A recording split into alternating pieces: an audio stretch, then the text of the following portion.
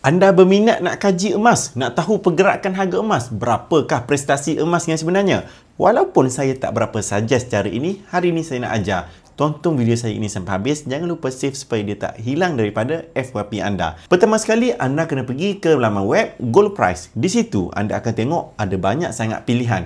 Yang anda kena buat ialah pilih item MYR, Malaysia Ringgit, jangan pilih USD. Kemudian anda tengok performance dalam masa 1 bulan, 1 hari, 1 tahun dan juga 5 tahun. Di dalam carta ini, anda akan tengok peratusan kenaikan harga emas ataupun penurunan harga emas. Kalau ada warna merah, menandakan harga emas turun untuk tempoh tersebut.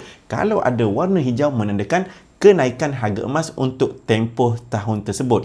Kalau kita ambil dalam tempoh 1 tahun, di sini Gold Price telah menunjukkan bahawa emas naik sebanyak 40.4% dalam masa 1 tahun. Ini yang ramai orang duk kalut cakap, simpan emas kena bayar zakat, rugi nanti kena bayar zakat, simpan emas rugi nanti kena tolak spread. Tuan-puan, cuba kirakan sekali peratus kenaikan, kemudian tolaklah dengan kos-kos ataupun persen-persen yang tadi. Okey, kita ambil item 100 gram. 100 gram, dia punya spread ataupun selisih harga di antara harga beli dan juga jual hanyalah 6% sahaja. Jadi daripada 40% tersebut, kita telah beruntung sebanyak 34%. Okey, katakanlah sebab kena bayar zakat, tolak pula 2.5%. Jadi kita akan dapat lagi 33.5% keuntungan bersih setelah ditolak dengan spread dan juga zakat. Jadi untung 30% dalam masa 1 tahun ni, bagi tahu saya, bagus ke tak bagus, sikit ke banyak?